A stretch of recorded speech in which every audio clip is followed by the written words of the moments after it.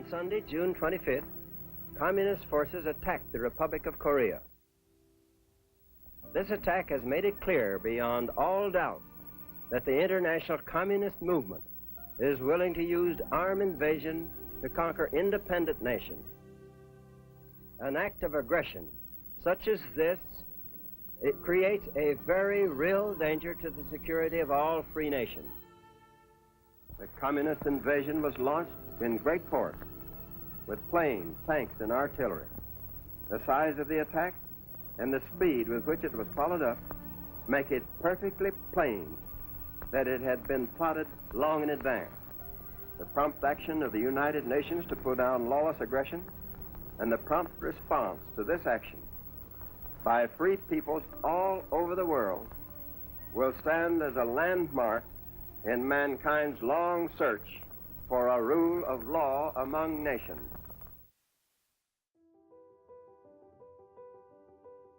It's just like another job. You go someplace and you do the job, whether it's a full-time job or part-time job. Being in Korea was just something we had to do. We never thought about it. Nobody really talked about what was happening. We didn't know what was happening. All we did, we kept doing our job all the time, and what you learn is that you have to learn to take orders and you have to learn to live with conditions. Wherever you are, you have to be sort of a chameleon. You just have to change how you think and how you act and what you do by the conditions.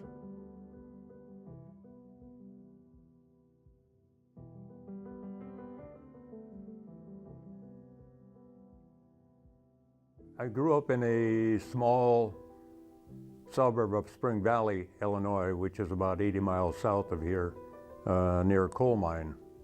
And went to grade school and high school there, and went down to Springfield, Missouri for college. It must have been, well, maybe about a year before the war started. A friend and I were going to join the Army just because there wasn't any place to get a job. And so we went to Chicago to join the Army, and they weren't really looking for many people at that time. My friend went in and I went back home. It was my second year of college and they drafted me. So I wasn't happy about that, but just one of the things you live with. They asked me to go and I went, and that was it. Well, the first day we went into Chicago, and it was the 2nd of January, very, very cold, and we hadn't been issued any clothes yet. So they sent us out and we had to go for breakfast that morning with the regular clothes on, and it had to been about, 0 or below 0 at that time. And I remember standing in the line waiting to get into the mess hall, and we must have waited there 15 minutes or so. So that was the first thing I thought about when I went in the Army. I began to feel that this was not going to be a bed of roses. I was going to have problems here. And when I went in, it wasn't a bad deal because there was no work where I lived at. So I had to go someplace to make a living, and the Army was going to take 2 years of my life. And I didn't get upset about it very much. It was just something you have to do, and you lived with it. We went over on a troop ship from Seattle, Washington, and the first day on the ship, everybody was fine. We were up on the deck, everybody was happy, I was happy. I got up the next morning, I was seasick. We were on the ship for 13 days, I was seasick for 12. And I couldn't eat, I couldn't do anything. And I do remember one day I tried to get out and go up to the mess hall and eat. And this is rather strange. You stand up, there's just counters. So you stand up at the counter, you eat standing up. And in the North Pacific, it's very rocky, the boat is like, 10 stories high, and the whole thing is rocking and rocking. But one day I began to feel that I could go up to eat something.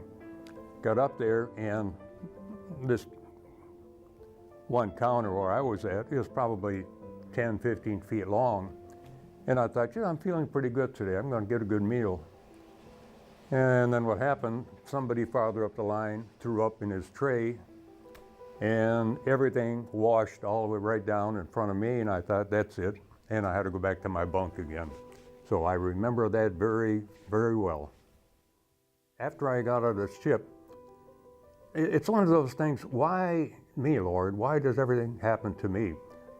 We got out off the ship and got our land legs back, and they put us on an old train, an old Korean train with the windows out, got us on that, and we began to go north. And it took us overnight to go from Busan up to where our battalion was located. Finally got up to where we were going to be, with the battalion we were going to be in, and they got us all out. There must have been 100, 150 men got off the train and got in formation. And then the sergeant come walking down. He started at the far end all the way down, and I was about near the opposite end, and he hadn't told anybody anything. He got to me and he stopped and he said, "We want to talk to you." Got me out, and they handed me an M1 with 4 rounds of ammunition, and he said, "You're going to be on guard duty." So he put me in a Jeep and drove me up into the mountains. That was probably the longest day of my life, or longest night, because you couldn't really see because you had this parka which just came around your face, and naturally you would get a little nervous when you heard something. So you hear something off to your left and you'd turn your head. Well, you're looking into the side of the parka. And for 2 hours I did that, kept looking around, I kept hearing strange sounds and whatever, and it was nerve-wracking because I didn't know what to expect. And I was the only one there, and maybe a mile away from the rest of the camp. Fuel is the lifeblood of battle, and it takes an ever-flowing river of it to keep this army in the field. It goes up in metal drums, thousands of them, and it's TC trucks and TC men that move it. We were in a tank battalion, and our tanks were up on the front line. My camp, where I was at, was about 3 or 4 miles behind the front lines. And what I had to do, I was in charge of the supply depot, so it was my job to load the trucks with ammunition, food, oil, water, and everything else, and send them up to the front. That was my life, being at the motor pool and making sure that the trucks were going out on time. And I'd have to deal with the South Koreans because they were the ones who did all the work. And we never had any trouble with them because with the money they were making off of their farms and whatever was very, very, just about nil. So if they could work with the Army, they were better off. They made a lot more money working for us. So you'd have a lot of people who would want to be working for the government. And I'd have to be in charge of like 5 or 6 South Korean, they weren't soldiers, they were just people that worked for the Army. And they would come in and help load the trucks and send them up to the front. So I did that for most of the 2 years, or for most of the year that I was up there. In the winter, they're ice and slush. In the spring and fall, mud. And in the summer, dust. Heavy, choking dust. You eat and breathe dust all along the hall from the loading point to the division dump. Every once in a while you'd run into a trucker and say, he said, so-and-so just got hit by artillery, and he said, "I'm not going to go up." Well, you can't say that. And those who couldn't go up or didn't want to go up got sent back and put in the stockade. Every once in a while we'd get a trucker who would say, "Look, I need somebody to help me, to go with me, because there are guerrillas, North Korean guerrillas, who were also out there attacking." So I would take my 45, we had what I carried normally was a 45 hand-operated machine gun, and sort of like the old Tommy guns of old, but it was called a grease gun because it looked like a car grease gun. And on one excursion with a friend of mine, I was riding shotgun for him, there was artillery fire a ways in front of us, and one round went off maybe 200 or 300 yards away. And in artillery, it's considered a direct hit if it's within 50 yards of you. So that's a 100-yard diameter. And I was looking out to the side of the truck, and I saw the explosion.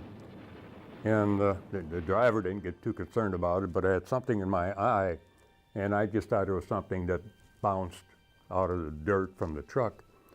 And it took me years to realize that what it was a piece of shrapnel from that artillery fire, and I had to go to the hospital and have it scraped off my eye. And that was the biggest thing, and we always worried about the trucks because the war was dwindling down at that time. So everything that was going on, they would try to stop us from getting supplies up to our tanks on the front. And as the Army would normally do, which is everything wrong, they had told, and we had, I think, 4 tanks as the front line, and they were dug in right onto the front line. We could see the Koreans across the valley on their side of the mountain. And at one point the Army said, well, you're going to have to fire 4 rounds every day. Well, there's nothing to fire out, really, unless somebody from the North Korean side would walk outside of his bunker. And they even had, to make it interesting, they had their latrines facing us. So at least that was something to fire at. But that was about the only thing we had going for us. The other interesting thing was that we had a new second lieutenant who came in, and he was our forward observer. He would go up in the mountain or whatever and would look for any signs of enemy intrusion into our area. And he saw these tanks out there, out in the valley in front of him, and he called in an artillery strike. Unfortunately, they were our tanks. I never saw him after a while. He probably got demoted for making a mistake like that. But those are things that happen in the Army. You have to live with it. In Korea, there was only one road. As a matter of fact, if you had to go down to Seoul, which I had to do every once in a while to the capital, we would take a truck because I would have to go down there and pick up supplies, bring them back to our area. You had to drive along the mountain, and they were all one way. So it's only a single lane road. So what they had to do, you would have a group of trucks that would be going down, and then you'd have to wait till all the other trucks came the other way, and they just handed you a stick, meaning this was the last truck. They would give that stick to the last truck. He would hand it to the first trucker on our side, and then our lane would go.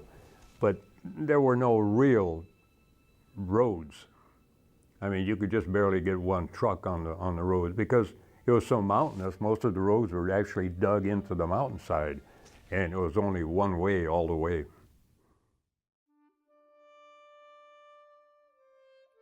If you were in a combat zone, every 6 months you were given the opportunity to go someplace.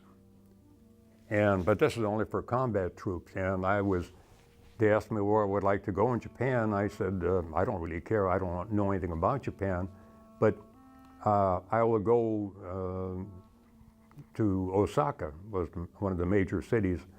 And I spent 5 days in Osaka and got to see the sights and everything. That was kind of interesting. The guys who went, what do you think you do? I mean, you've been over in a combat zone for 6 months, and you finally get an opportunity to go where you're well taken care of, you get all the beer you want to drink and everything else. I think for the 5 days I was, well, I don't know. I guess as any soldier would do, you drink beer all the time, and your beer over there was Asahi beer, and we drank a lot of that. Went through the Osaka Castle, which was probably the most interesting things I did, other than just sitting around talking and drinking beer.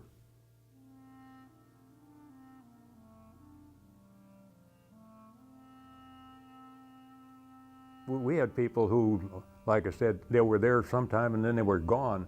They couldn't assimilate. They could not get into the feeling of, hey, this is the job I have to do. I'm going to do the best I can, and go back home. That was all you thought about. The only time I thought much about, what could happen, my tent where I was located was pretty most close to the main road where our tanks would go. And one night, like at 2 o'clock in the morning, the ground began to shake. And it woke me up, and I'm thinking, what's going on? Suddenly, the ground is shaking. I don't know whether to get out of bed. Should I look around? Is this something I should be involved in? It turned out to be another group of our tanks were coming up. And those tanks are so big that the ground shakes when they go along. And every so many months they would change, so the tankers up on the front line would take their tanks and they'd go someplace else, and then new ones would go up. And to be laying there and suddenly wake up and the ground is shaking, you don't know if there's an attack or what's going on. So that was about the worst thing that I thought about. Other than that, you're just doing what you have to do. Life becomes sort of boring after a while. There's no reason to worry about what's going to happen because there's nothing you can do about it. So you just accept whatever is going on, and that's the way of life. And all you do is think about how much longer have I got to be here, and that was about the extent of it.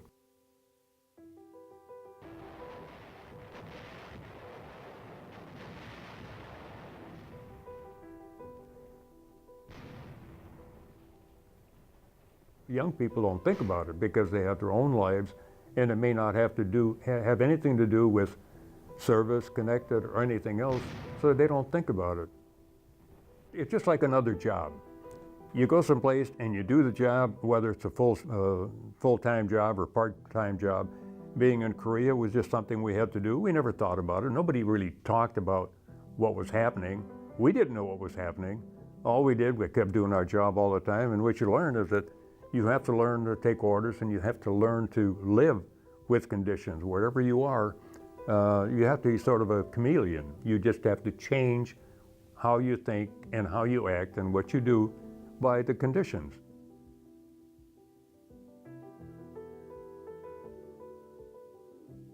Well, we were pretty isolated, but the only information I would ever get from anybody was the truckers. When they would come back, they would pick up information about different things, and they would come back and they would tell me about what was going on. But as far as the war going on, we had no idea. And I thought the war was going to keep going on, especially after, like I said, we were still bombing them the night before the armistice. So nobody ever said, hey, it looks like the war is coming to an end. I think we'll be going home pretty soon. It never happened. We just you did your job every day and you hoped that everything was going to be all right and you go back home. The exchange of sick and wounded prisoners in March 1953 was the first movement towards a ceasefire. With the UN as a belligerent, a commission of neutral nations was required to oversee the peace process. They just came and said, okay, you're finished, your time is up here, we're going to put you on a truck. I honestly don't remember. They must have put me on a truck again to go down to Seoul, which is the main place, and then put me on a train, and we went back down to Busan, is where the ship was at. Got back on the ship and came back home. That was it. Came back through under the Golden Gate in San Francisco. I remember doing that. And then we sat around there for probably a week, and then they went ahead and flew us back to Chicago. But it was coming back was sort of a blur. I just don't remember much about it. Finally, on the 27th of July 1953, General William Harrison led the UN delegation into Panmunjom. Without a word or a sign to each other, he and the North Korean General Nam Il signed the armistice agreement. There was no South Korean signature on the document, as Syngman Rhee still refused to accept the existence of the dividing line in Korea, which after 3 years and millions of lives had come to rest almost where it started, near the 38th parallel.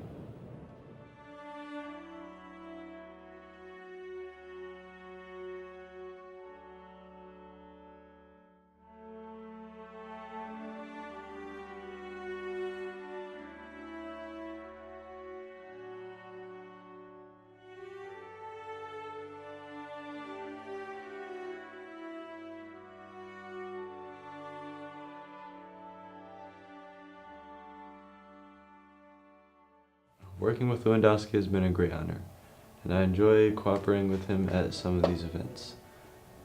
His documentary is a great journey for me in this class because at the start of the year, I never saw the big picture, but doing trivial things such as getting used to the editing software, it was a great learning process. But as the year started to go on, I started to see that this was just more than myself. Creating these documentaries is a recording in history that ensures that veterans' sacrifices are never forgotten. It was a great pleasure meeting my veteran because when I got to meet him, it was a life-changing experience. So thank you, Leroy Lewandowski, for all the sacrifices you made to help the home front and all the others who watched this documentary.